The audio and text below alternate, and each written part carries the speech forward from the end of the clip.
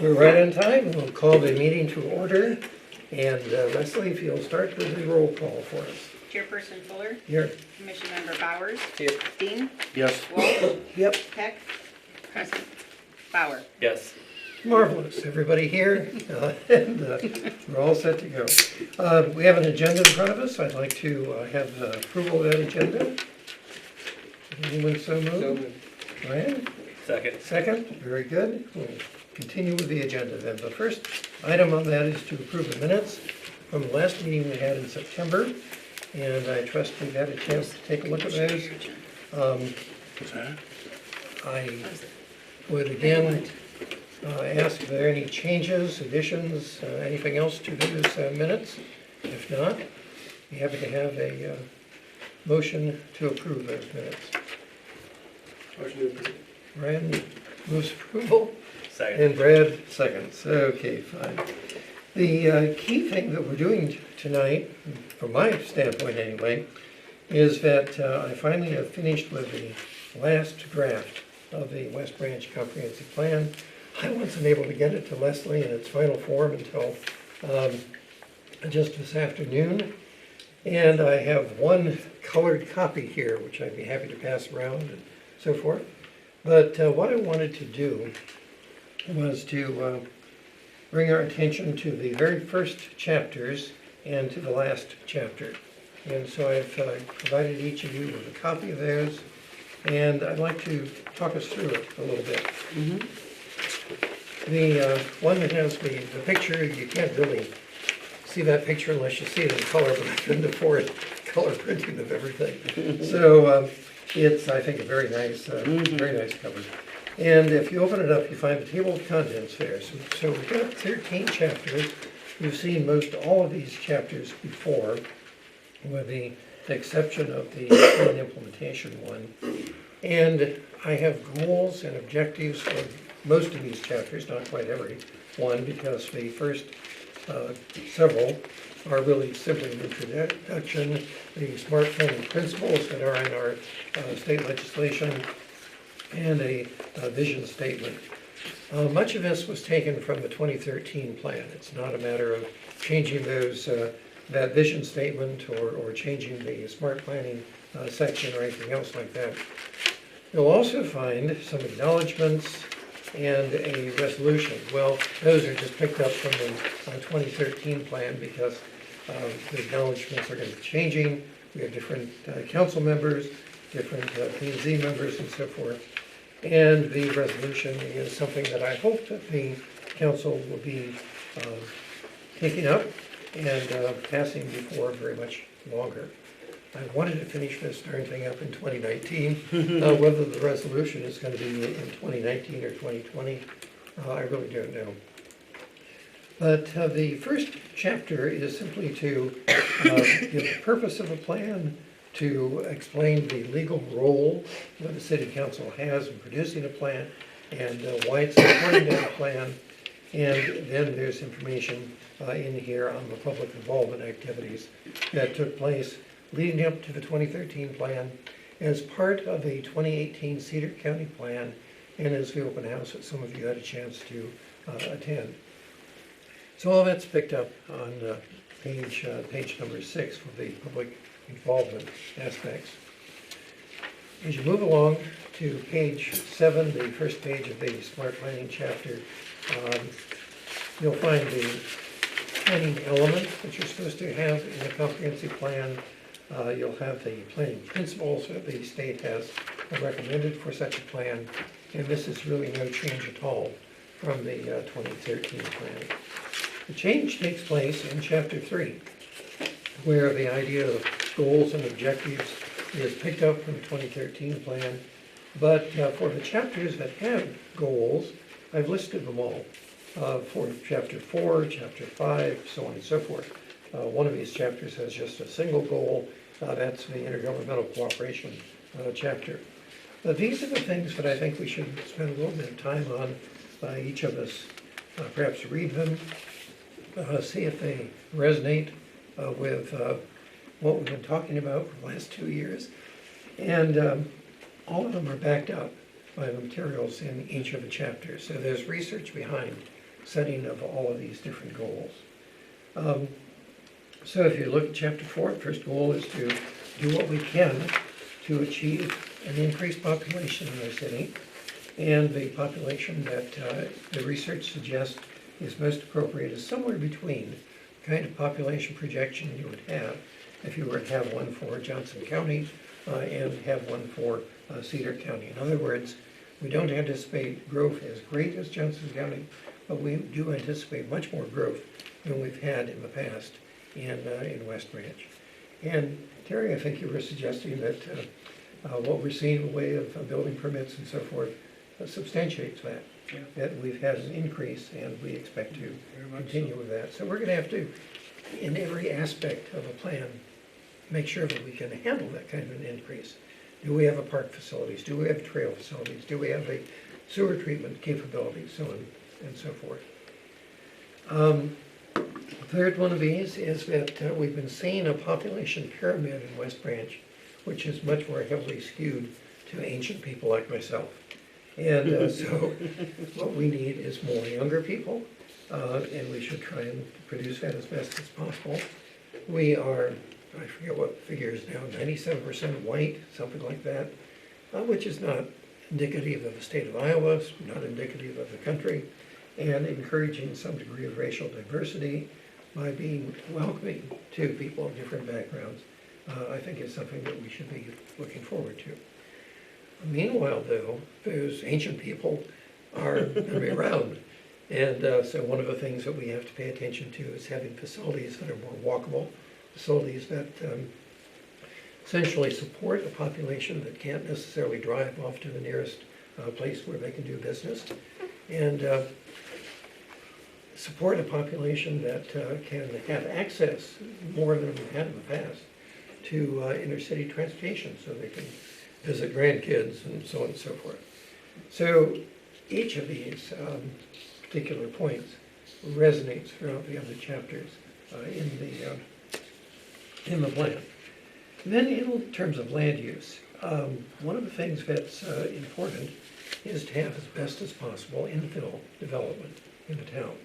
And so supporting that seems very desirable, making sure that our unused properties or little used commercial activities are intensified. And then the historic nature of West Branch is something that resonates throughout the plan as well. And that's why the historic preservation plan is indicated as an attachment to this plan. As to housing goals, one of the things that's clear to me is, and having looked at the data, is that we have a lot of older housing in town. And you can't just let that fall apart. You have to do your best to encourage upkeep, maintenance, revitalization of your older housing stock. And part of that is encouraging energy conservation in our older housing stock. And in addition, we find that we have a lack of rental housing in this community. So encouraging rental housing possibilities and encouraging lower cost housing as best we can is one of the goals. As I say, these resonate because in terms of goal number 1 for chapter number 7, it's really the same sort of thing as goal number 1 in chapter number 5. In other words, make sure that anything that is underutilized, land that is close in, is put to the best use possible. It is clear that people in West Branch want more shopping opportunities. It's not so clear to me that that's economical. But nonetheless, to the extent that we can, we should be encouraging those possibilities. Economic development is something that has a lot of supporting parties in it. And to the extent that we can support economic development by seeking grants, seeking outside advice, that would be very desirable. The community is not only historic, it's right on Interstate 80. It has opportunities for tourism that I don't think have been fully tapped with the museum and Hoover Park here. And so making certain that we invest as best we can in tourism possibilities that are related to history, I think would be very desirable. We move to next V's, and one of the things that is clear is that there are going to be important investment needs in the community for water, sewer, upkeep of roads, and so forth. And so what we have to do is make sure that we have capital improvement plans, and that those plans take into account our financing capabilities, and that we provide the services that the people in town need. One of the good things about the 2013 plan was that it called for a capital improvement plan. I don't know how well we've been updating that on an annual basis as suggested, but we're producing new plans that take into account changes in population, changes in land use, but that's called for, and it is an objective of this revision. In terms of transportation, one of the things that we've talked about is the way in which complete streets concepts are taking over in lots of cities, and that increased mobility by means of human effort, bicycling, walking, and so forth, is getting to be more important.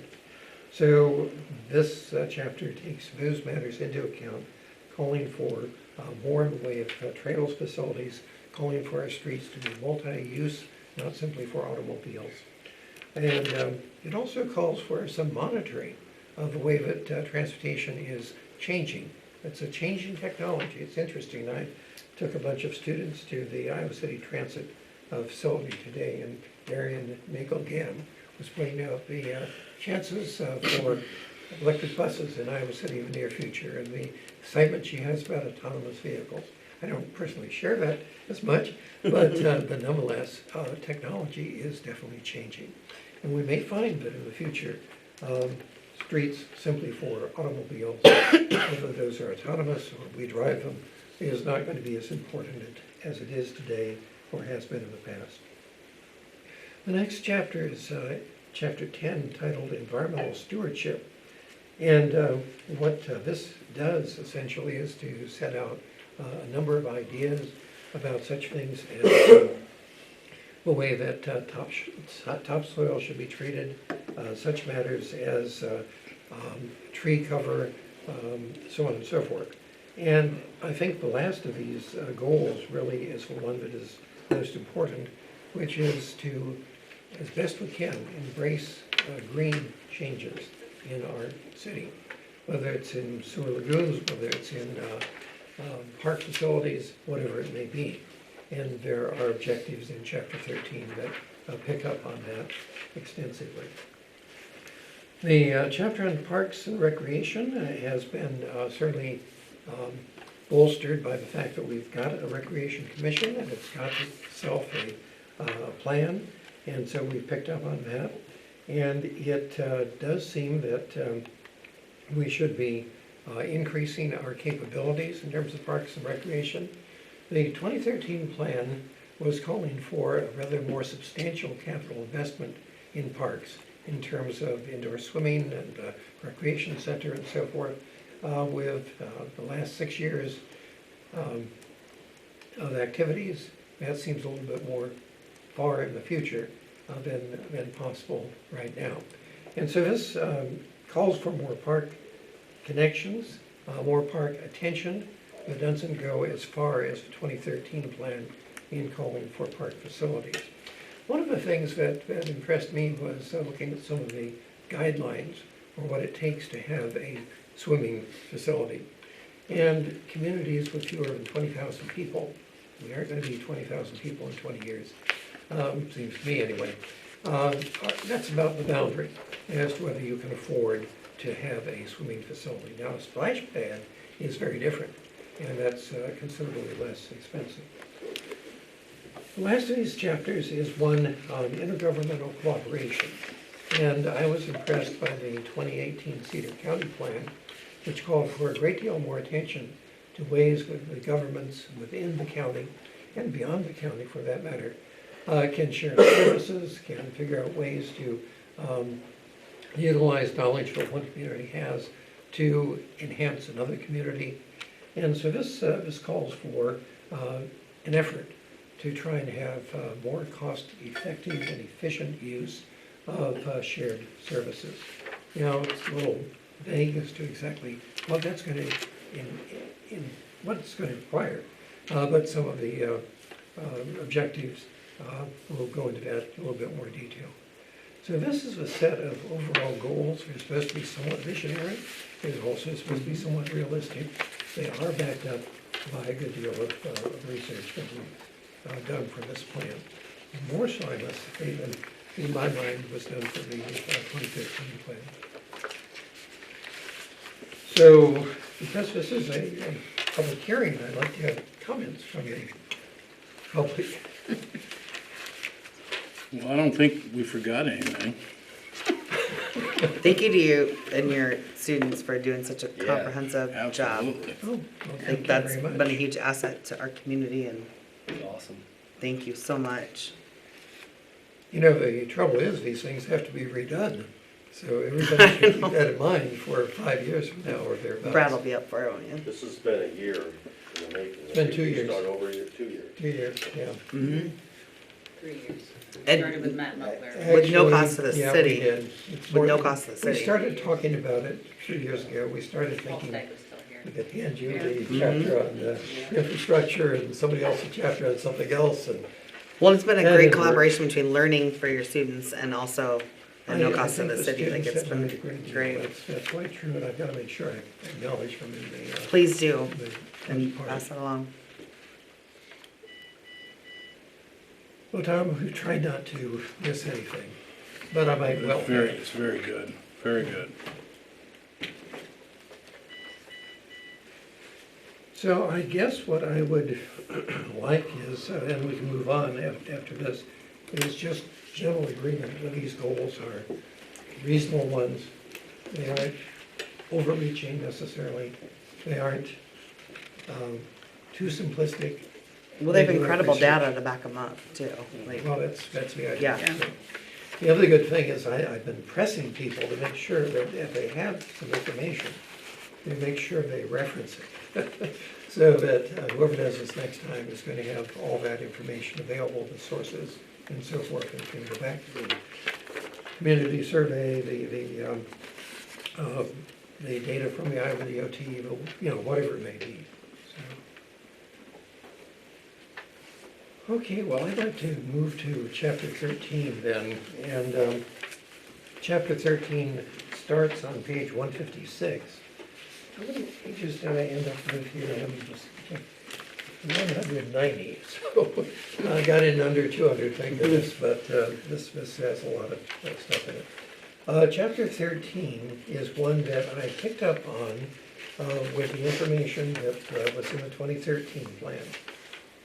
And I haven't copied it all for you because I want to get into the objectives for the different chapters instead. But the first page shows you the format that was used before with goals, we've got goals, issues, and opportunities. A little bit different. Because what I want to do is to talk about the various objectives that we should be pursuing. And Tom, when you're on the city council, you're going to have to look at these objectives and see if they make sense in what you're doing and whether they can be picked up on. Roger, you too.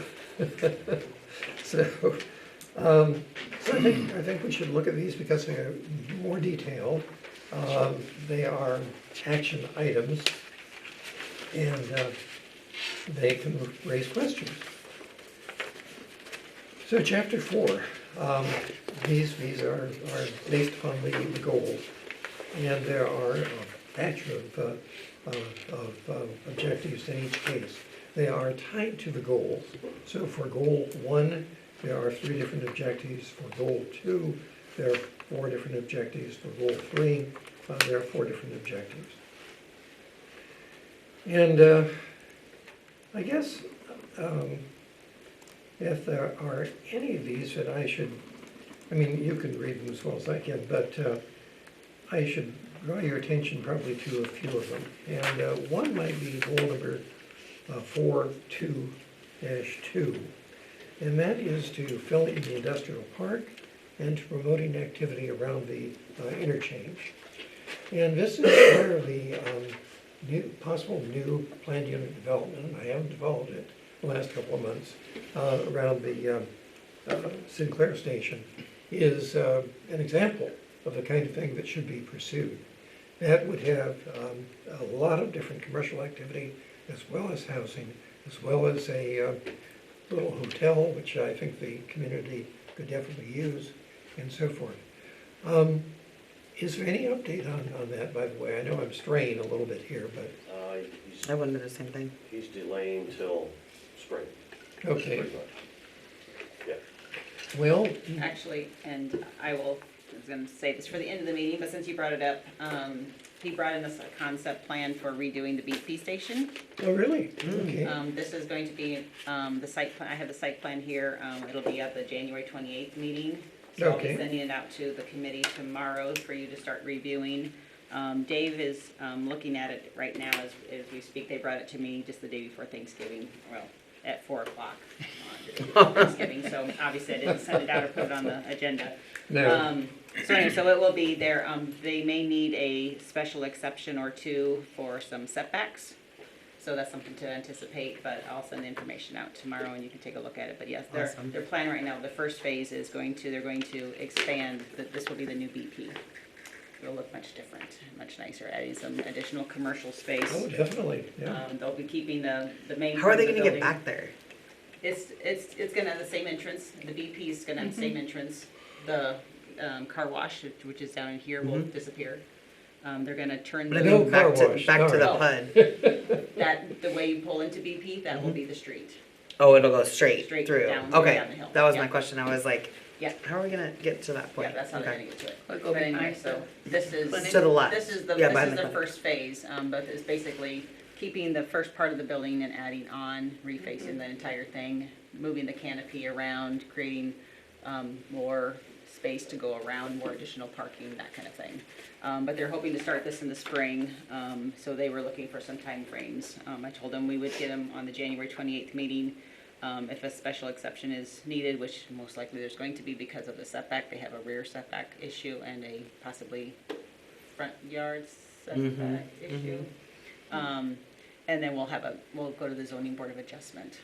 Well, I think to put that on the agenda would be wonderful, just in preparation for that. If this is treated as a planned unit development, we'd really want to deal with the entire development, number We one. suggested that to them when they came to us a couple of months ago. If they had included this in the planned unit development, they wouldn't have had that issue. I think they were hoping not to have to do that, but we did throw that out there to them. That's not in the PUD. It's not. This one is not this is not part of the PUD. Well, if it were to be part of it, then the question of special exceptions for setbacks would not be an issue. That'd be a Yeah. matter of negotiation. Right. Yeah, we had advised them of that, and they ended up still coming back with the same information, wanting to go for a special exception. I must say, my last few years' experience here has suggested that you ought to go with the entire development, not with a piecemeal one. Mm-hmm. One of the in doing the park chapter, one of the problems that I had was, okay, what happens with the meadows? It was intended in 2013 to be a park. It's not going to be a park, it's going to be a retention basin. And so at any rate, it might not have been a retention basin if the entire development had been dealt with as one development. We'll So talk, that's we can just talk my- more about it at the end, but yeah. I also course. think, I also think it sets a standard to the developers too on what they get to do and not get to do. Right. Yeah. And one of the points made in here is that retention basins should not be treated as parks, as parks in terms of the 5% requirement. So, It's gonna be totally separate concept, totally different. I mean, it's yeah, water. yeah, it's an environmental necessity for stormwater. I guess. Another point is 4.2-3, which is to encourage, when we encourage businesses, to encourage specialized businesses that have a better chance of pulling retail activity from somewhere else. We aren't going to be able to support a Menards, and people who want building supplies are gonna go to Iowa City. But that doesn't mean you have to go to Iowa City for all of your dental work, for all of your accounting work, all sorts of possible businesses that would find a town of 4,000 or so as having a suitable market.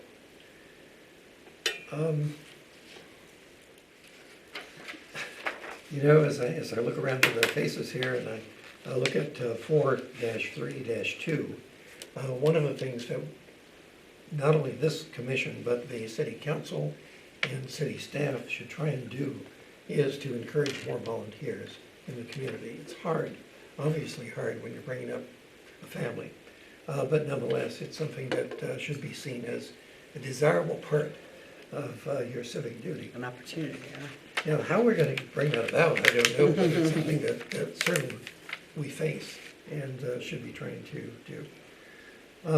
4-3-4 is something that we're pretty good at, but elsewhere in this plan, it mentions trying to coordinate those sorts of public events with other communities in the vicinity, in particular in Cedar County, and perhaps having things that can be joint between different communities.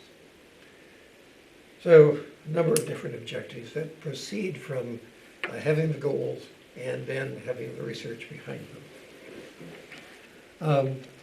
Chapter 5, starting with the very first of these, one of the things that might be desirable is to have the city actually have an inventory of potential properties that people can be led to when they're seeking to relocate or locate in West Branch.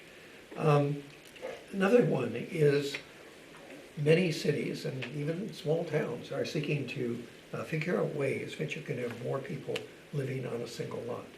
I mentioned here Granny Flats as a way of densification in a family manner essentially, but it doesn't seem too far-fetched to say that investigating having more than one dwelling unit on a lot is something that should be done.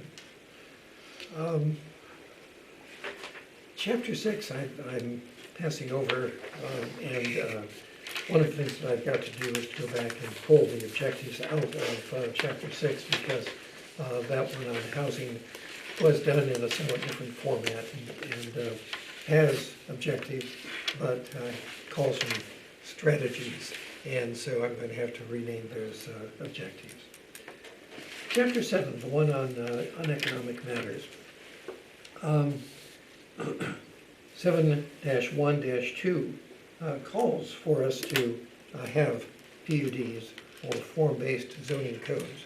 A form-based code, as Terry knows more than maybe the rest of us, is somewhat difficult to administer. One of the things that Iowa City finds in its south of Burlington activity is that there's a good deal of design background necessary among the city planning staff in order to figure out what is appropriate for the area. But I think we could start with PUDs, and I think that the display we had a few months ago of what people in the city like, what they'd like to see in the way of different buildings was a worthwhile start on that. And I think it educated all of us who were able to be there.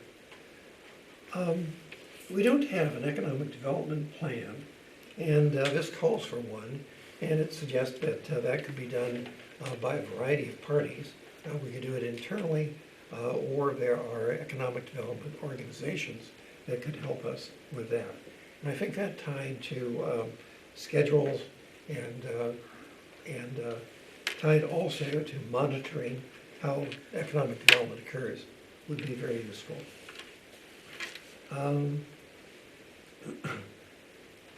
7-2-1 certainly goes along with the wishes of a lot of people in the community. And it suggested we could have more in the way of, well, Christmas Past is coming up. And that's certainly a promotional event, but maybe it needs to be better promoted. And I don't mean that this is Leslie's fault or anybody else in the city's fault, but, Community Development Group is in charge of Christmas. I was like, not it, I know. not it. but it's one of the very Not my fault. important things that is done annually. And promoting that and other things a little bit more strongly would seem to be desirable. Let's see. 7-2-6, I don't know how things are going with the PUD at that site, but it certainly ought to be a focus to anchor Scoop, Raj. our economic activity. Yeah, Scoop, what is the Mhm. scoop? we met with a planner today who showed us a concept. Can't go into a lot of detail, Is it open for but, proposals? pardon, That's some good ideas. yeah. Do you think that that could come before us on 28? No, not ready for that yet. No? Okay. It involves in a considerable investment by the city, Sure. which I'm not sure it's what we want. Is it cleaned up to where we can hand it over? No, No. Maybe Right, by is that what you're spring. talking about? Okay, no, even more so. okay. Building a structure there, the city-owned structure, Oh, which Got I'm it. not sure is what we want. However, we're gonna meet, we wanna meet with there's another planner Good. out there that That's has a a competition client. in this. is it opened up for proposals? Is that what? Not formally, no, There's but a we've learned of, website about it. these two planners have clients, Do we have to open it up for proposals or no? maybe not. They Okay, have clients that are Right. interested in it. okay. That's wonderful So, to hear. Tom Dean and myself and Jerry Sexton met with them today and with this one planner, and we're gonna meet with another one sometime to give us their idea, Okay, and it may be completely different. So, from there, I don't know how we're gonna do it, whether we sell it for $200,000, do we sell it for $1? I just don't know, so. I think the use probably speaks to that, right? Is there more land or other dwellings to buy out down there before that can happen? or- No, No, The the elevator city's not center. buying anything more. We're not gonna it's buy just where the anything. plant So was. Plato and them guys, that'll stay? If, And the I wish elevators. they'd get bought out by a future developer, I wish that would happen, So because it would be really nice. Let's make the land a little bit more So- appealing.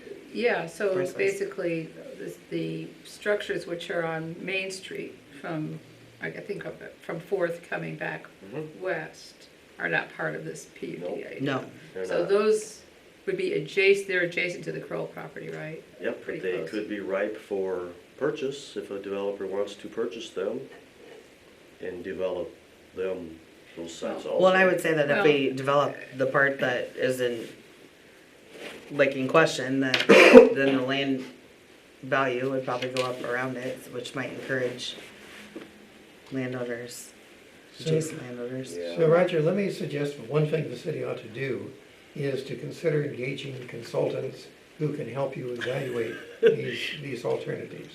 And there are people out there who can be even-minded and have knowledge and can help raise the questions necessary to make these kinds of decisions. A consultant that we would hire. Yes, exactly. Help us make decision. About should the city put in more infrastructure? Should the city sell the land? Which of these different possible proposals seems to be the more effective in terms of the city's values? That's what a consultant would do for you. Okay. Am I gonna recommend anybody? No, not of them. Oh, I was hoping you might have No, someone in mind, no. but I don't know if, But I think that the concept of having someone to hold the city administration's hands on this would be very good. You're talking about major, It's also justified to the public, I think, too. yeah, Yeah. Well, yeah, there's a lot. there is a lot hinging on a this. city administrator that does that too. The city administrator may be able to help suggest people who could be brought in for this purpose. But you do want to be able to have the the part of the community that would be directly affected by changes in that land have, You mean neighbors? have neighbors, yeah, but it's actually would affect a whole, but not just the people on Fourth Street. I mean, It's a pretty sensitive you wanna be area able to because sell the concept. you're and right the up against a residential neighborhood, and I think I it's, don't see that as being a problem. Whatever goes in there, unless, it's not gonna be a industry or a noise-making factory or A nuisance. it's residential, small mix of commercial. It's gonna be way. well, I mean, better that's, Whatever it is gonna be way better than it is and. I don't disagree with that, but I'm just saying, once we know what it might be, then it would just be, Okay, that's my little. You might wanna have some neighbors in the vicinity sort of buy into the concept and what's there so that it goes smoothly. That's what Well, I, I think what's really important is the economic impact upon the city's finances, the economic impact in terms of the property tax and sales tax receipts that are going to be received. These are really important to make that decision, Well, if we're gonna give finance incentives like TIF, you know? it's gonna have to produce revenue. and you're also gonna have to show the public on why that's okay. mhm. I mean, you don't just hand out tip without the public wanting to know how and why. And I'm just saying, I'm saying you can do whatever you want, but they're gonna ask those questions. Yeah, no problem. Yeah. Okay, well, good to hear that something's happening and. There's interest in the Kind site. of That's, exciting. that's a good thing Oh, that but there's no interest. problem, okay. Let me continue with this, chapter 7 and 7-4-1 suggests that one of the things we should be doing is a bit more grant-seeking activities. And this happens to mention the Alliant Energy one, which is over at this point. But nonetheless, one should really be seeking whatever is possible in the way of grants. I am always impressed by the way that the state of Iowa provides innumerable grants for various and sundry purposes. And tapping into those for development like the Kroll site might very well be worthwhile. Yeah, the only grant writing people we have is, well, ECIA. You know, We, And you wrote a grant too, didn't you? For yeah, I the, got 25 grants. for the, no, didn't you get one for the brown, whatever, the Brown cleanup? tables. We paid ECIA to you know, Oh, I thought to you do had, that, didn't got it. cost much, but that was worth 150 or 75,000, Right. I can't remember. it was a good investment. So, but it takes a little money, you gotta spend a little money to get a little, like, it sounds like, hire grant writing people. And, I think that's one way somewhere where we could really excel if we had someone to I agree. write grants for us. Cause there's so much free money out there that if you had the right person to know where it was and how to get it. A lot of it takes community match, whether Sure. it's in the city budget, or if there's a fundraiser that collects money, say for a splash pad. Well, I think hopefully we're like past the point of smoothing things over from the sidewalk thing, but maybe people, like, I think there's a lot of Sidewalk thing. yeah, where we had the grant that paid for the sidewalks that was Oh, written by a that's- community that's member. Water under the bridge. I don't know what it is for everybody, maybe for you, but No, that's- I think. We need grant writing, just like you I said. think so, yes. And this suggests that's one of the objectives. 7-5-2 suggests that what we really are is a tourism town. And that's what we should be putting our efforts into and seeking additional businesses that will cater to tourism. Number 7-5-4 is something that we haven't discussed here, but I think is pretty important. And that is to have a development ordinance requiring sites along Main Street to have architectural and material designs that are similar to the historic district. The historic district is So limited. not just the ones that are in the. That's right, along the Main Street corridor. Well, is the Main Street corridor just Main Street alone, or does it include, I get confused whether or not it includes any part of, the adjacent It streets, like includes- Downey and Fourth It and some of includes the the others. historic district, but I think this would be something that we could work on, is defining what such a corridor would be. The important thing is that we don't lose the nature of West Branch. Exactly. I think that can There's easily some happen. Construction. Hmm? That's right, I agree. We haven't taken as good a care of that as we could have. 7-5-5 is rather interesting, and this came up in the Historic Preservation Commission more than anything else. And that is to highlight the Underground Railroad as an economic driver. That's one of the things that can be pointed to in West Branch and right outside of West Branch as something special and unique. And we haven't really used that as an economic development tool. And that's Townsend's Traveler's Rest as well. Okay. Where is that? That Townsend Travelers Rest, where's that located? It's located about half a mile outside of town. Oh, going west. Yeah. East. No, East, I going mean. east. I mean east. Pardon me? Yeah, going towards Springdale. Yes, right. Okay. Mhm. Yeah. Still exists, and we've got a picture of it in here. You mean the little house up Yeah. the hill? It's in town. Oh, it is in the city limits? Last house on the left. Okay. You Oh, guys, that house. Last house you on the guys know left. better than That I house, do. okay. Never heard Now of it, what is gotcha. Now I know what you're talking about. I don't know what it was functioned as. Oh, but it- that belongs to. It was just a house. It was, It's a little greenhouse, right? Yep. No, it's white. and it's White with it's green. got an addition added onto it. John Brown supposedly stayed there. Yeah. And there was a cellar that was used for, You talking about the house Slaves. up on Main Street? Yeah, It's part of the Underground Railroad, I yep. think it was, yeah. it's owned by Peggy Herman. was it? Peggy Herman, Peggy Herman, yeah. Yeah. Yeah, it sits empty. No one lives there. Oh, That house was green for some reason. So, chapter 8 is Go one the way that deals with infrastructure and utilities and so forth. And essentially what it says is that we should be paying attention to making sure that we provide equitable and efficient services to places that already have them and to places that we expect to be growth areas. It also says in 8-2-1 that we have to make or have special attention to watershed health and to our wastewater and stormwater systems. One of the things that we're faced with is a deadline, as I understand it, from DNR, and that deadline's rapidly approaching for our sewer treatment capabilities. So that's something that should be paid a lot of attention to, it probably is being. That's 8-2-4.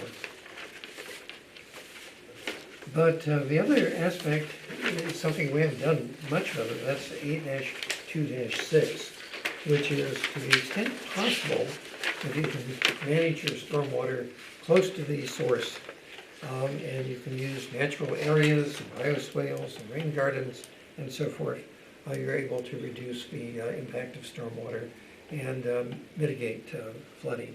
I don't think we're doing terribly much on that, so this suggests an increased attention to those kinds of green infrastructure possibilities. Number 9, chapter 9, one of the things that became clear to me as I was looking into the various planning and the transportation improvement plan, transportation improvement program that is done for us and for the county. This is 9-1-2, is we don't have members on these. And there are a lot of both technical and policy committees that don't really get much input from West Branch unless you have members there. Now, maybe I'm wrong. Maybe I haven't kept up with the latest membership information. What committee are you talking about? Well, the regional planning affiliate 10 committees, for example, that produce the transportation plans and programs. These are 20-year plans, they're 5-year programs, and we don't have anybody, when I turn to the web pages anyway, that are on these. So more attention to placing our residents on some of these committees, I think would be worthwhile. Elements of the complete street policies and 9-1-1 recommends that we adopt these policies, and we did that as a commission last year. 9-1-3 says that we should also be paying attention to pedestrian facilities, bicycle parking, and vehicle parking for persons with disabilities as elements of complete streets. I don't know that we've done a review of how much we have in the town in the way of parking for persons with disabilities. I had a student 10, 15 years ago or so who surveyed and found that we didn't have much of anything. And so the city then put in a few parking spaces. It would seem to me that paying more attention to that, paying more attention to bicycle parking would be a low-cost way of trying to make the city essentially more responsible. I know that when I was on the library board, it seemed to me strange that the library didn't have any bicycle racks. As For kids, they kiddos, have bicycles. yeah. Why not? So the library board produced one, but there could be a lot more throughout the community if we're really going to promote bicycling. There are opportunities, it would seem, and this is 9-2-2, to work better with the school district, school board, to promote students using their feet, either bicycling or walking. And there are educational programs that could be put into effect. This is a no-brainer as far as I'm concerned, and ought to be pursued.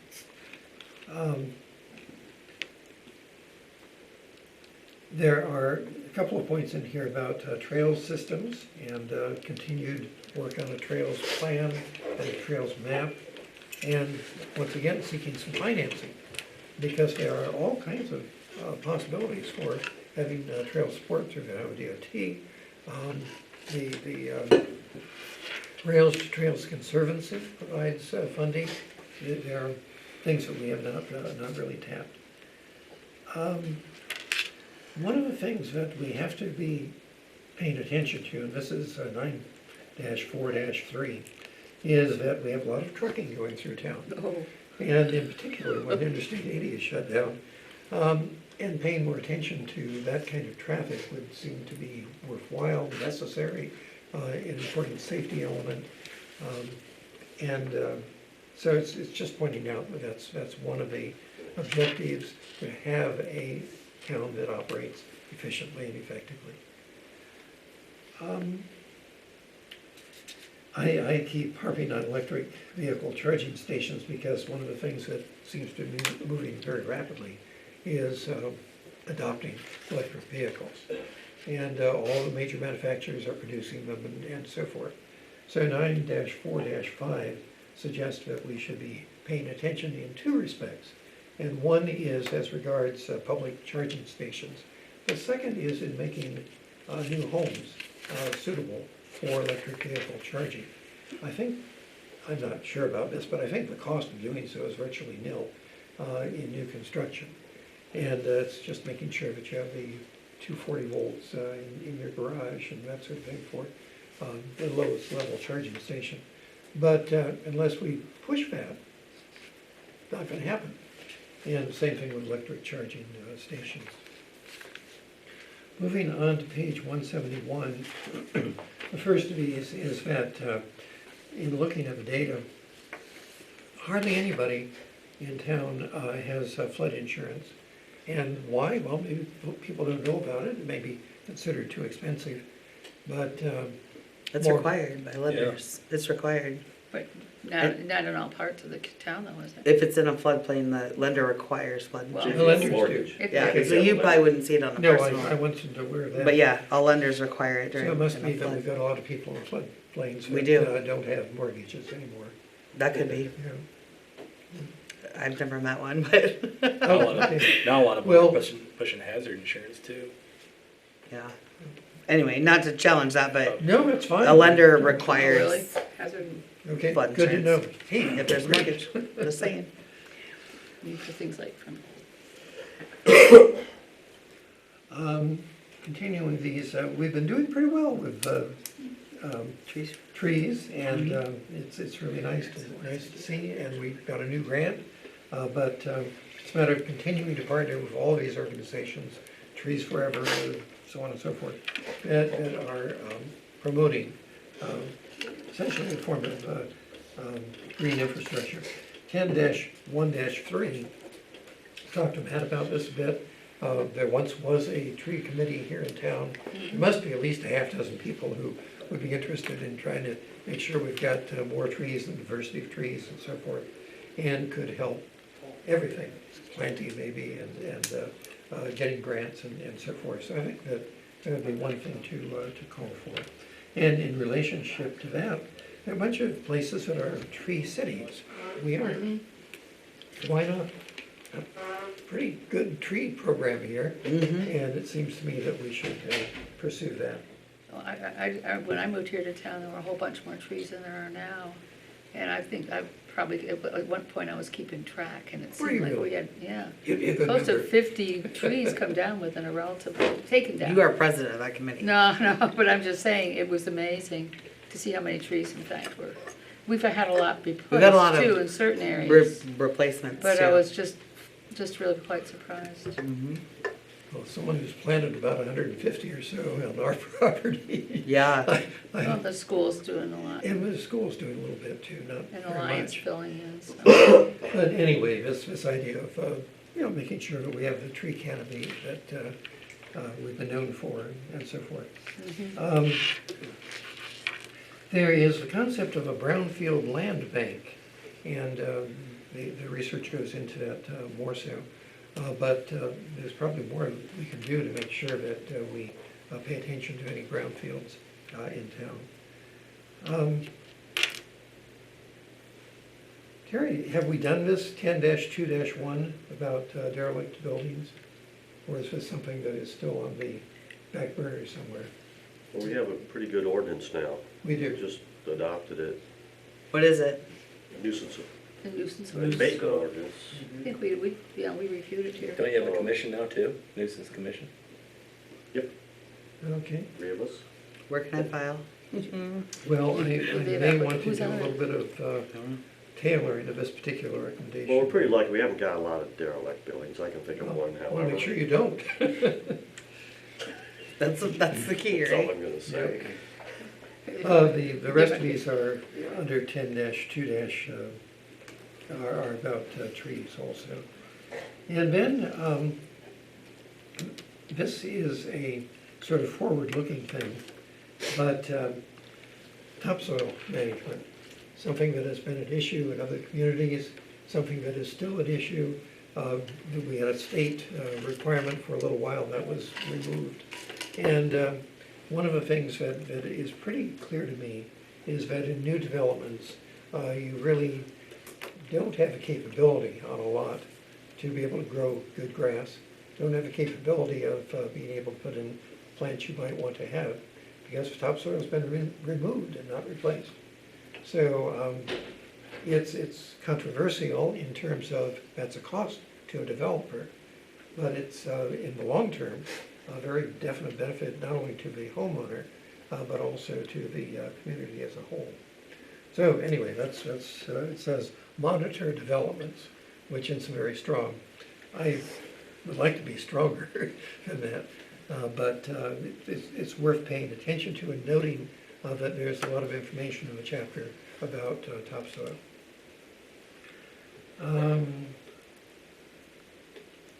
10-3-2, I think we had 6 solarized Johnson County participants in having solar energy in town. And I'm sure there are going to be more of those kinds of drives and things. Tracking those and publicizing them and so forth would seem to be desirable. 10-3-3, that's in essentially because of Alan. And in part because I'm opposite the high school and I see these huge lights and wonder if they're really necessary. There's been more attention paid in planning circles to questions of excessive light and the inabilities to see the stars from town. Pollution. Light pollution is really Yeah. a question. And so this is just to nudge a little bit to, as it says, the virtues of dark skies and take advantage of newer lighting technology to reduce light pollution. And that would come to our street lights and so forth. That's Yes. in our street lighting ordinance, some new street site plans, commercial site plans. Don't we address skylight? Light pollution. Anyway, Light pollution. It's in our, well, if it's there, that's great, it's and in our then we large should be commercial attentive to site it. plan. You know, But a few years ago, I think that the state code was changed to require that anytime you changed out, it's like streetlights, for example, if they had to put in, is it halogen or what? Halogen instead of, what is it, the old fashioned. Yeah, the old fashioned kind, but, Sodium, that's right, yeah. but so what's happened But- is we've got this tremendous, it really did change the nature of the lighting, Yeah, it's the much brighter and color harsh. of it and the brightness of it. yeah. There are newer forms of lighting also that are supposed to be even less expensive and not have to be replaced as frequently as halogen. It wouldn't have that. So this Harshness or- essentially calls to be attentive and Pay try attention. and take opportunities that are presented. Makes our decisions The probably last one wider. of these about composting and recycling, we still don't have recycling for apartments, do we? Yes, some do. Some do, Yeah, but They not. requested and not we got a place everywhere. to pick it up, yeah. they ask for it. And we looked into possible composting services the way that Iowa City has and so forth. Found that our supplier doesn't want to do it, but that doesn't mean that it wouldn't be impossible at some point to look into citywide composting. And probably have to be a city service that was done. So this says investigate it. And again, not very strong, but pay attention. Chapter 11. This is Parks, Recreation, and so forth. And it suggests that the master parks plan be updated on an annual basis. And that we have a capital improvement plan, that's 11-1-3, and budget for priorities. It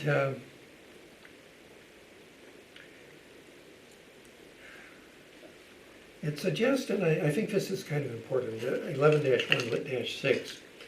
What we have is some big parks. We have a few pocket parks, not very much. But parks can be sort of neighborhood settings. They can be, that's where you walk your dog, that's where you meet people, that's where you sit and watch the squirrels, whatever. Don't have any pigeons now, do we? I don't think so. But, so I think that evaluating neighborhoods as to whether they have deficiencies that are neighborhood related would be a desirable direction to go. That's what 11-1-6 says. What else in the 11? Quite a few additional things.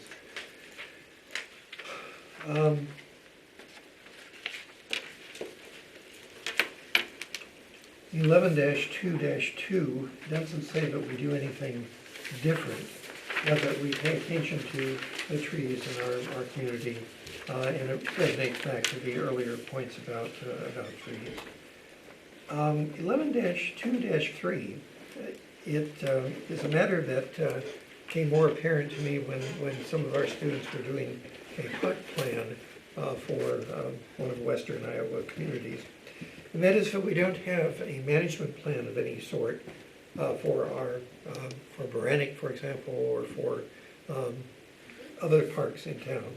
And so management plans, what upkeep should be taking place? How frequently should the grass be mowed? When do you replace the benches? All that sort of thing seems to be a desirable direction to go. Let me see. 11-2-5 is directly within the purview of our commission, and that is that we make sure that we provide parks and trails in association with new developments. And if we have to update any of our ordinances, that should be taken into account. We consider, I mean, right now we have to, a developer has to provide 5% of their property Right. to the park. Right, and that's still in the plan. Would we consider a payment, a cash payment in lieu of that? That's what's recommended, yes. Okay. And the problem with the 5% is that you have a small development Yeah. and you're stuck with a tiny little piece of land, and the 5% would be more meaningful, can be put more broadly to use, right? So right now, it's if a developer can pay make a cash payment and not develop a park in the development, in the, Well, either they dedicate land, If the development is small enough that, 5% of the property is, Like the Lynch small. subdivision is a good Exactly. example. The Lynch Okay. subdivision had a park land requirement, so they put in a tiny park that wasn't gonna be functional. And does then they- the Couldn't have code have access. a a payment. standard? No, a standard for when it would be waived? Like developments that have under so much. no, it'd still be a requirement to make a So- cash Oh, payment. okay. Now, the I think you question, could go case by case in that, sorry. to Case by interrupt you, case? John. that's okay. Like in an example, if there was a development right next to the new Cubby Park, and it's a large scale development, I think their park, requirement would be better spent on improving the nearby park rather than adding park space to their development. But if it's over on Sixth Street, for example, it would be the nearest park, so they should have to go. But- Well, I understand the concept, I just didn't know whether or not there were actually standards that were. Yeah, I guess what I'm saying is I think we wouldn't necessarily want standards, we'd want to judge case by case which one would make sense. If it's a large development right next to a park, yeah, like that. take it out. The question that comes in a practical way is, okay, how do you measure the cash payment that should be made equivalent to 5% of the land? And so that's probably a case-by-case determination. So that's done by the So, city staff. I guess I just thought that the concept of having parks would be to have more actual green space for the members of the community to enjoy, but it's more than that. It's different from that. Well, it's a variety of things, I mean, a park is for the not a community big deal, I just- to enjoy. It's also to bring people into the community. That's what Cubby Park is trying to do. Oh, I understand that, I'm just saying, It's a okay. development aspect as well. And it's an attribute of the community that attracts people to live there. Cool. I'm saying, I was thinking that there were people at different points in time, people wanted to have more parks in the community than there were, so. That's all. Right.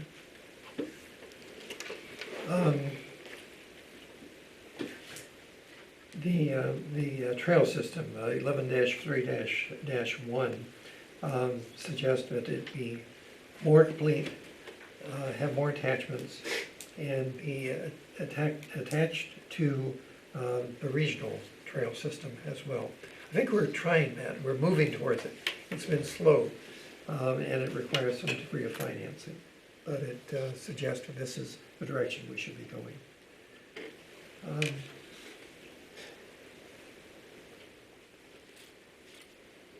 Let's see. 11-3-5 suggests that we should have, or at least pay attention to, a greenway system. And this fits with the idea of the Kroll development. You can't build in floodplains, of course, but you can have green space along your creeks and rivers. And there's some really nice pictures that one of the students put in about greenways elsewhere in Iowa that have been established. So this I think is an interesting place to look at for that kind of that sort of development. And it suggested that there be coordination, this is 11-3-8, with the trails plan and the parks plan. Clearly you want to be able to access your parks by means of trails. And if you're going to have both the trails plan and the parks plan, they ought to be coordinated.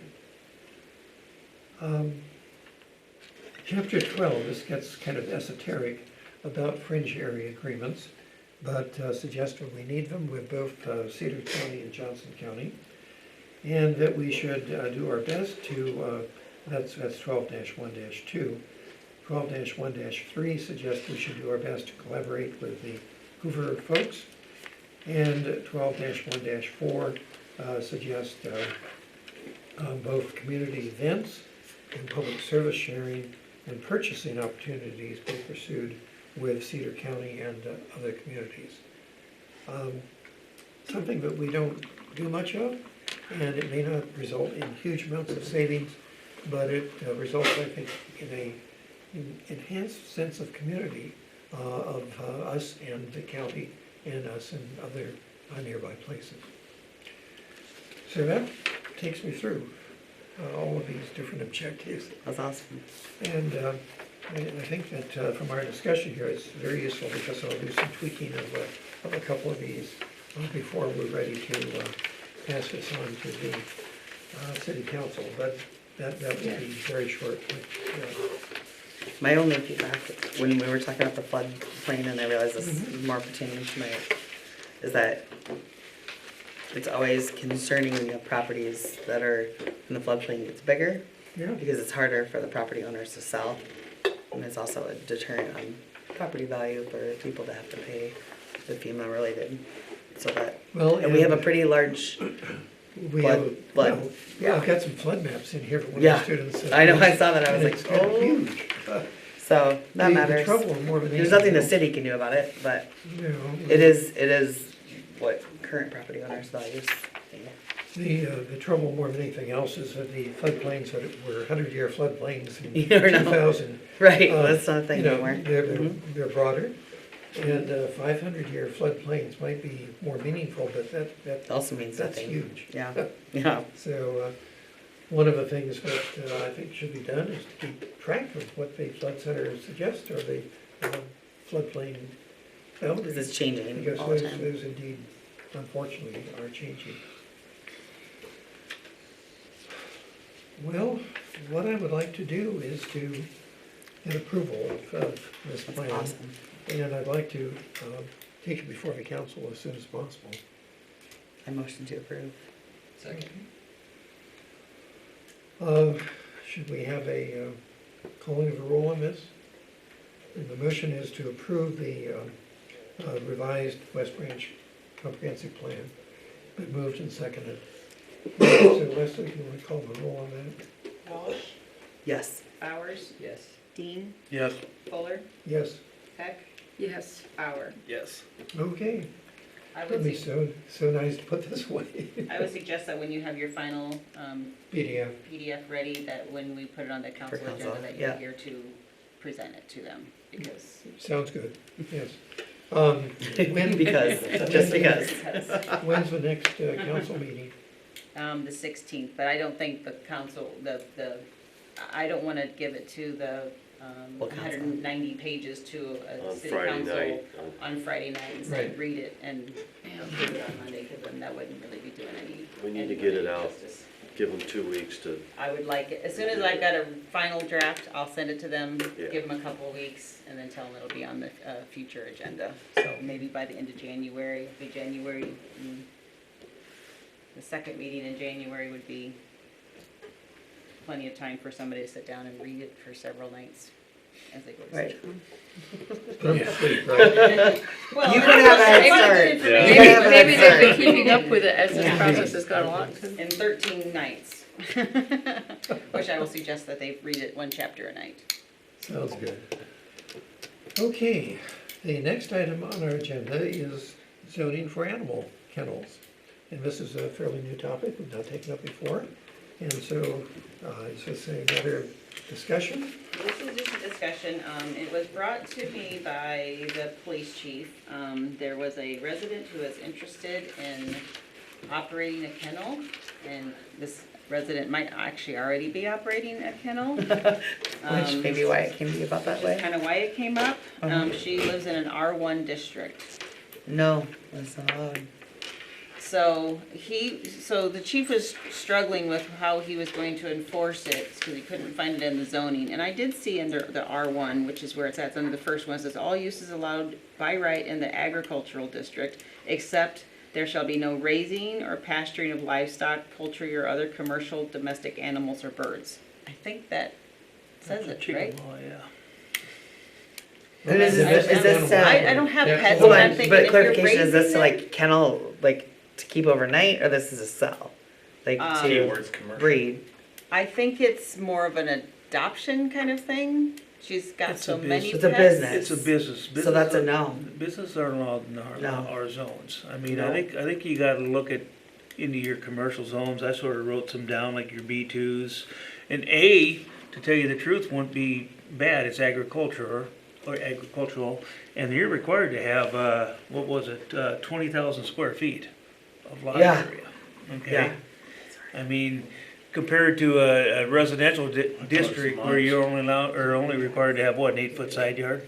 Yeah, Okay, I mean, so I looked at B2, I1, I2, C1, and some of these zones have more of that type of, not industry, but types of businesses. I mean, some of them allow veterinarian clinics.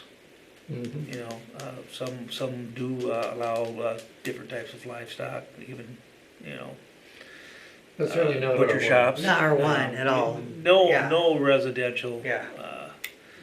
use neighborhood. I don't think you want that in.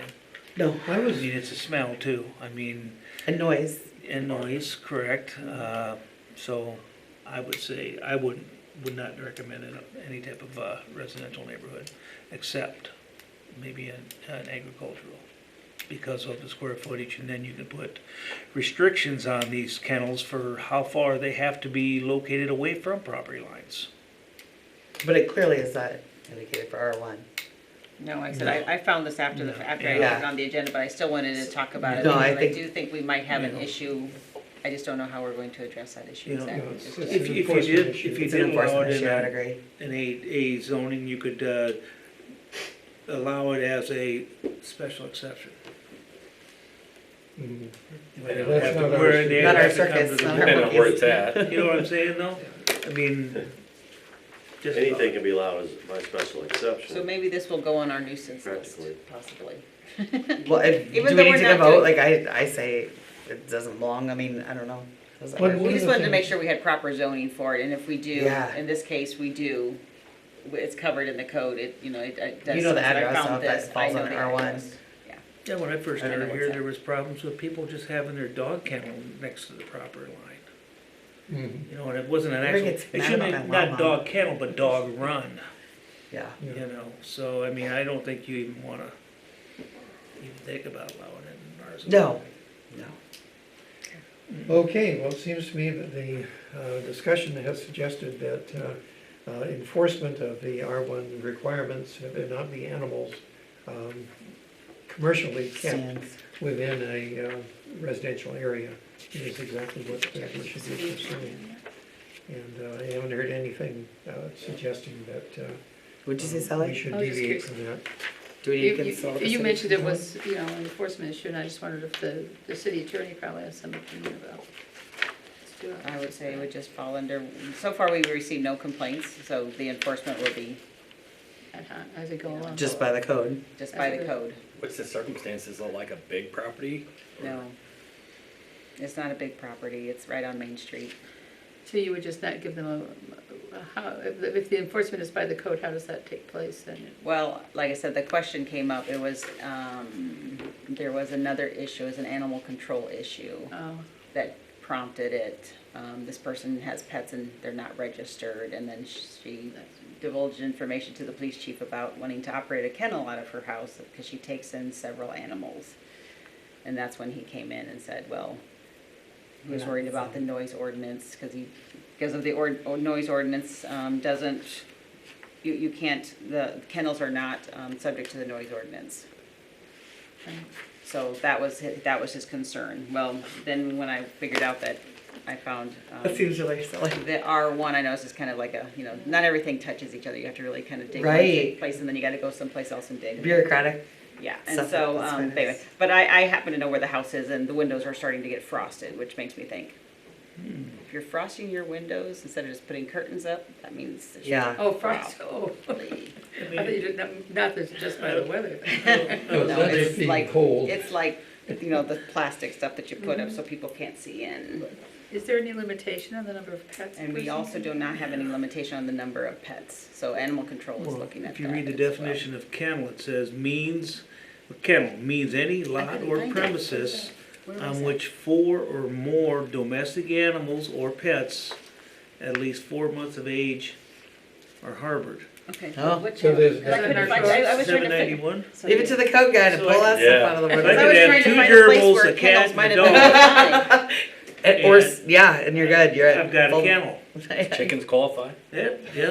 Oh, chicken law. Chickens? Yeah. Don't be You getting know, shot. they are. Don't be You know getting what shot. I'm saying, chickens. though? I mean, I think maybe we need to take a look at this Yeah, I would agree. definition of kennel and Cause like you said, 2 gerbils, cat and a dog, cat and and a I dog. got a and kennel, You got a kennel. Yeah, you know? the definition of Unless that. gerbils get out and cats get some, we don't have to worry about it, but seriously, I mean, I think Okay.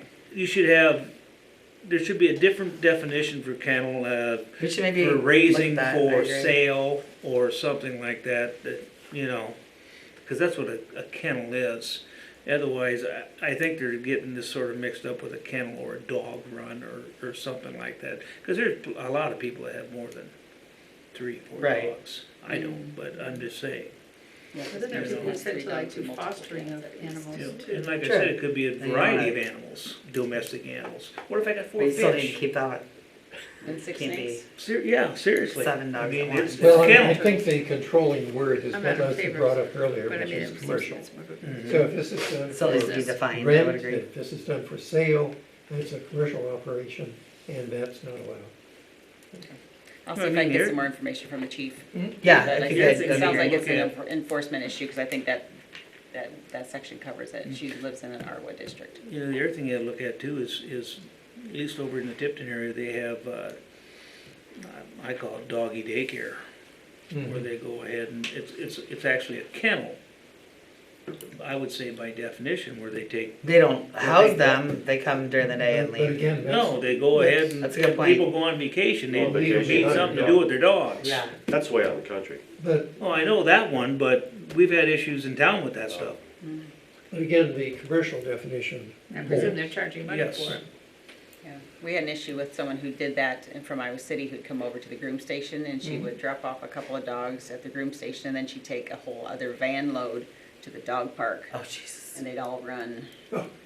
And it took us a while to catch her, but we finally caught her and told her that, you know, first of all, I think there's a rule about you can only have like 2 dogs per person. You can't take, 8 dogs. You Yeah. can't To the control dog 8 park. dogs with Yeah. everyone else's dogs. So we did get that under control, but it was kind of the same thing. We have to, you gotta catch them in the act. Your job, like, seriously. You Seriously. guys. Just the Okay. day, there should be a Well, I sitcom. think we can move on to number 5, and that is to talk about an ordinance for swimming pools. And do we have something like that in front of us? Yeah. Okay. I got it. It's very basic. I mean, what it does is for residential zones, it more or less stipulates where you can put a pool, whether jeepers, it must be getting late. Above is. ground or below ground, Either way, it doesn't matter. either way. I mean, you keep them out of the side yards, you keep them off the rear property line, and they're not allowed in the front yard. Technically, what it is a pool is technically a accessory building, that's all it is, accessory structure. Okay. Fence requirements, more or less if it's 18 inches deep and less than 4 feet tall, you gotta put a fence around it. Cause it doesn't make any difference if you put a 4-foot fence around a 4-foot pool. They're gonna get over one fence, they're gonna get over the pool. And I think a lot of insurance companies look at that also. You're gonna put a pool in, you're gonna put a fence around Yep. there. The other thing is if you have a gate into your backyard, it's gotta be self-closing, self-latching. You know, and the same with the spindles and so forth. So a kid can't slide through between two spindles to get in. So if we got 2 lots, a house here and a lot here. You're not gonna have a I party. can't put his pool on the side of the existing lot. Number 2. You can do whatever you want, Brad. Wait, hold on, I object. You I have own 2 lots, Sounds like a Right special next to one's exception. vacant and one's your house. Well, you'd have to go, Theoretically. well, now there you gotta Theoretically, go you give ahead you and 10 take feet a off look the at that. Is that a side. subdivision then, or a What's your covenant say, unsubdivision? Brad? Because you're combining two We're finding the lots. covenants. That's one thing Like- you gotta think about. All the way around, or just Well, the they pool? just, the back ones just passed it. The other thing you gotta think about is, unless Shut you it off? dissolve that property line or give us a new auditor's parcel for both lots combined and dissolve that property line, because otherwise you'd have an accessory structure on a separate lot, which you can't have an accessory structure until you You have a just need to principal combine structure. the 2 parcels. You into know, one. that's how I would approach it. And sooner or later, some neighbor's gonna get PO'd, right? Or It's you're gonna Brad, have 'em it's for- Brad. For pool Well, parties? Okay. shouldn't be with our neighborhood. Oh, well, that's cool. It'll be fine, it'll be fine. It'll be fine. I like this. Maybe they'll all chip in. Yeah, right. Yeah, right. They just don't wanna go all the way up the hill to rush it, and so it'll be. So let me ask, are there any questions about Think about or football, additions eventually. to the proposed ordinance that Terry's provided us with? Well, right now we don't have anything, so I think it would definitely be a good starting point to have something. Yeah, I think it's great. You know, and it all started with, you know, we didn't have a permit. We didn't have a permit, therefore we didn't have an ordinance to know what to go by. So at least if we had an ordinance, then we can at least create a permit so we know what is. I was just talking at work today about how this was coming up on our thing, and people, realtors who live in other communities, like personally, or have in-ground pools, and they're like, you guys don't have one yet? No, but you just know what you don't know until you know it, right? So, good, I think this all makes sense, I don't see anything. Well, as you notice, I mean, there's a lot of pools popping up in town. Yes, Yeah. there are. And the fact that Because it's we above don't- and below ground, it doesn't Yeah, matter. because we don't have a community pool, Right, Exactly. okay? good point. You know, in Tipton, we've got a quote unquote, Aquatic if you wanna center. call it aquatic center, I don't know, it isn't open half the time. It's a bigger one than we But, have. you know, there are very few, I think I've only known of like two pools in town. So, I mean. Isn't that crazy? Like, that's an interesting analogy between the two. Yeah, so I mean, that's Yeah. But kids wanna, interesting, I mean, it's hot. you spend $80,000 to put in a pool, or do I just send the kids up to the splash pad? You know what I mean? Mine won't be that expensive. You could donate to a splash pad, Brad. I was thinking excavator and Brad's a, pad, a that's what we sack call it. or a big trash Rubber bag. membrane. Yeah. Big slip and slide. Get on the West Branch roof and get some membrane. Less than 18 inches, I don't know if you Yeah, won't need a permit. do whatever you want. So I would entertain a motion that we recommend this as an ordinance to the city council. I would second that, or, Well, or, I'll take it first. oh, first. Okay. I'll Doesn't second. take a second. I thought you were moving that. Sally I do a second. second. Okay, so let's vote on this also. Leslie, call the roll. Walsh, Yes. Heck, Yes. Dean, Yes. Bowers, Yes. Fuller, Yes. Bauer. Yes. Okay, very good. Now, fireworks. Have we heard anything from our attorney?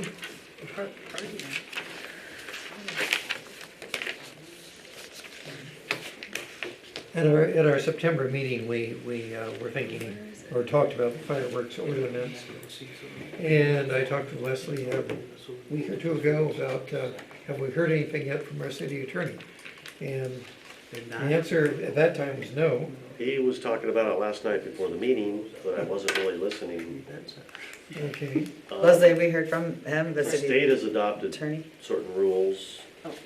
Yes, I heard from Fireworks. Kevin. I think he deferred to mostly. What Kevin suggested was that, I didn't actually print it off, but he said you can, to keep the ordinance the way we had it written, but just basically say that they're only permitted sales in the HCI district, nothing about how far away from a structure, all that, because that's all done at the state level. And he Oh. goes, so he said, don't worry about any of that, just keep it where HCA. you wanna, where you want it Got to be it. sold. So I can revise that and bring it back. I don't think that's gonna be, well, maybe it will be for January 1st, but, It'll be for our January 28th meeting, and yeah. then Takes 3 readings. 3 readings at That'll the, be before, in February and Yeah. March, and then it'll be ready to go. There's Yeah. not gonna be nobody selling them. not before you're saying before Not New Year's before Eve. That's right. John's like, not before New Year's Eve, no. Yeah, well, I don't think we had a Maybe problem not. here at New There are Year's Eve, we don't have a tent We there haven't so selling far, them, yeah. Yeah. Yeah, well, they still can't shoot them off, that's a different It's a ordinance. selling thing. This is just the selling of them, so they're Okay, in the well, HCI bring back district to and us not then in the at middle the of January downtown. 28th meeting, and we'll move on from there. Yeah. The item 6 is any staff reports we might have. We picked this up several times, but are there any additional staff comments? Yes, I have a Okay. couple. Okay, other than, this will be, the Cooney property will be on the 28th meeting. I'll send this out tomorrow, so everyone can take a look at it, provide me your comments. Right. I'll email it to everybody else, and then we'll gather that. I said Dave is looking at it, but I haven't received his comments Okay. yet. We do have a new P and Z member who has applied. His name is Matt Van Scoy, and if the name sounds familiar, he was running for city council, but did lose. He has quite a bit of experience. This is what his resume, or his application says. He currently is a representative for the Legacy Building Solutions Incorporated. He has 9 years' experience in ag, commercial, industrial building designing and construction with primary focus on public works projects on the city, Nice. county, and state level. His current employment responsibilities include business development, project estimating and bidding, contract reviewing, negotiating, contract submittals preparation, and coordination scheduling. And then why he wanted to join the board is he feels like the city of West Branch is approaching some exciting times of encountering new opportunities and growth. I am interested in helping guide and encourage incoming developers, entrepreneurs, and parties of any kind down a path that will lead in a benefit to the community's immediate well-being and serve the city's long-term interest. So Okay. if you're all in agreement, I will be adding him to the board. He will replace, he's actually going to replace Mary Beth Stevenson, who's been vacant for a couple of years. So I'm gonna give him a full 4-year term, and then we still need to replace Tom. Tom is leaving, obviously you all know he's gonna be a city council member sitting here by the He is same indeed, seat. and he's provided us with his resignation letter, so, Yep, and I did email everybody, I never heard from Sally. Your term is also expiring on the 31st of this year, and whether or not you wanted to continue or, I would like to continue. okay, Good. so then I will, the council will be reappointing members, at the December 16th meeting, so everyone just show back up in January. We'll be fine. Be ready to go in January. Wait, we don't have a pitting ceremony, Roger? Are we short a person then? We are. Still We a are. person. One They would person. still be short. Yep, after we the got a spot right 31st, here. we will be, yes. Matt will be a great addition. He's a new guy to town that really wants to get involved. That's Yeah. awesome. Yeah, I think he Well, that fits demonstrated with that by one of his running. objectives, doesn't Yeah. it? Yeah. And he has a Where good does skill he set live? for Where does he this live? too. What's that? He has a good skill set, Oh, yeah. yeah. Yep, so, okay. Excellent. And that is, and then I did put the schedule on the agenda. Thank you. Thank you. Again, reminders of the agenda, the schedule is also on the website, so when you're looking for the packet, you'll find it out there as well. Great. And that's all I have. Great. Don't have anything, that sun came out today and the phone went off. And it got warm, so people started working again. Oh, my. But besides that, it's, it was a little. You're killing slow it, Terry. Last couple of weeks, but it's going good. Very fine. Roger, anything? I told you what I knew about the Kroll site. Yeah, thank you. Mhm. Cubby Park is officially adopted. Or Yeah. Oh, is it? Ours, yes. So, Did you have a The ceremony? the barricades have been moved back. the barricade, they're out, I drove in What's the there. name of the, So, oh, play Covenant. pickleball, don't play pickleball, I know, watch Jared the does grass, inspections, that'd be see you. what happens with the grass. Okay. You got all the Grass versus contacts, weeds so. in the spring, No, we'll I see what don't. happens. Grass Tried versus that Monday. weeds. It's a battle. It's gonna be a battle. You can talk to Redmond So about that. entertain a motion that we adjourn. I have one question. Oh, yes, please. Terry, I talked to Roger about this. Wednesday night, and Roger may or may not remember it, but anyway. Stop it. It's come to my attention that the little lights downtown, the old Hoover House, they do not have a working handicap elevator. Is that some sort of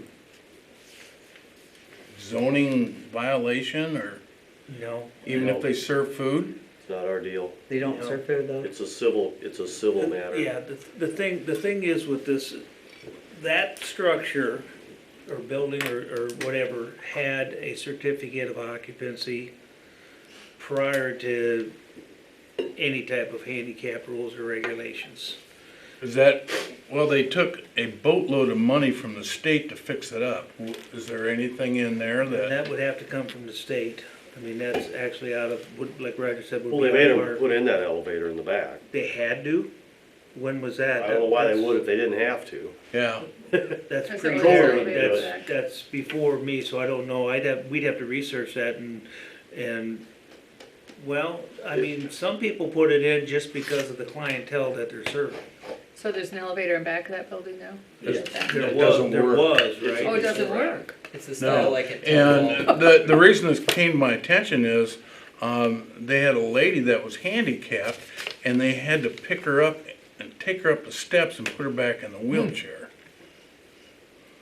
I said, well, we don't have an elevator that works. So can't we, well, never mind. Oh, so you're wondering if you can enforce, Well, I don't No. think it's much Working different than, elevator? we, The at ADA town hall, ADA we is a have civil a matter. lift, A chairlift? a lift, yeah, a chair lift. But there'll be times that it's not operational.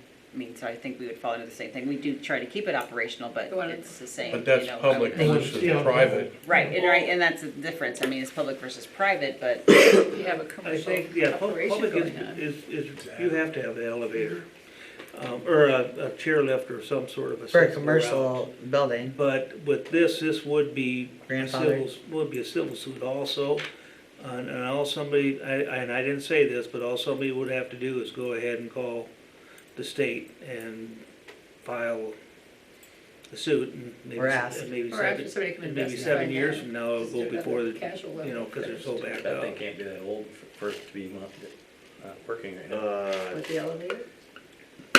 When did they put the elevator in? 10 years ago, I did all the when the work winery upstairs. went in. 8 years ago, 10, Yeah, 8. the winery and the Hoover House got $1.5 million to redo their thing. Oh, yeah, oh, okay, yeah. It was an There's historic iJobs. preservation Yeah, fund. iJobs paid for it. That might have been something required by the state back then if we're gonna give you this money, you have to make this successful. Continue. Well, but I once you don't make it think accessible, there you was have to historic keep it up. preservation funding. Yeah, Right. well, Running. It was historic you got an preservation idiot funding, that was it not? runs it. Was it? I don't know what type of funding it That's was. what I Because it's another, Decoration. another store. Yeah. Okay. Yeah. Couldn't go through one to get to the elevator. So in other words, Tom, I don't know if I can answer that, seriously. I mean, Well, you know, and then I'm thinking of, the place is potential to burn down. What would happen if there was a fire in the place and you had a bunch of people in there and you couldn't That's get somebody them, who's handicapped, yeah. couldn't get them out? Well, there's Well, there's more I mean- issues I than mean- an elevator. the thing is, if they're on first floor, they will get carried out, there's no doubt about that. That's just like in a or a multifamily residence. The only thing that needs to be accessible is first floor, okay? But if you go above, 4 stories above grade plane, or 4 stories above grade plane, then you do have to provide an elevator, because they don't expect a fireman to carry someone down that many flights of stairs. And that's national code. So, I just think this guy's gotten away with something. You know? Worth looking into. He hasn't been a real friend of West Branch, let's put it this way. You can go up and down Main Street and I'll concur with that thought. Well, you would make sure to focus on the right thing. Like if the elevator doesn't work, it's an important thing to work. Well, Then and you wanna it's, focus He's on everybody's, that. been I informed, think. he's been threatened to have his rent cut off. I mean, Little Lights has tried everything. She called me to build a ramp. Well, you can't fit a ramp back there. It just won't fit. no, it won't. You It's need too 40 small. feet of Right. And the best thing is to have that elevator working, and I think they just gotta, Maybe it's a phone call They to the got a state lemon. then, especially if it was, and the manufacturer won't. historic fix it. preservation He dollars won't for- pay for the manufacturer to fix it. but if it was required money for the grant, like, I feel like that might Well, it be an worked for a angle. few days. I feel like that might be a good angle though. You know what I mean, like to get the original grant for, if that was a requirement of it. That's Well, they a done almost had to deal. break his arm for him to spend the money, finish. didn't they? Done deal, but he's Yeah. got the money. He's in. No, he's no, in if that What? building would change use, Mhm. it'd be a He's different in story. South English? So I'm not sure exactly what, Is that where it's just, it's at? is that like an event center, or is it Yeah. a restaurant, or what? Event center. So if that would turn into a restaurant or some other type of business, then there's a thing called proportionality in the 2010 Yeah. Department of Justice Standards for accessibility, where the main thing, they gotta spend 20% of the total cost of redoing that building, or their construction costs on accessibility. And one of the main things is getting into the building. When it was remodeled, there's a kitchen in the back. It's all laid out, plumbing's there, but no kitchen. A big facility for a kitchen, so what you're saying is maybe right, that's why an elevator had to go in. So then, if that was a required accessible entrance, then it does need to work. Who do you call it, state? Yeah, that'd be one option, yeah. Start- But who? start checking.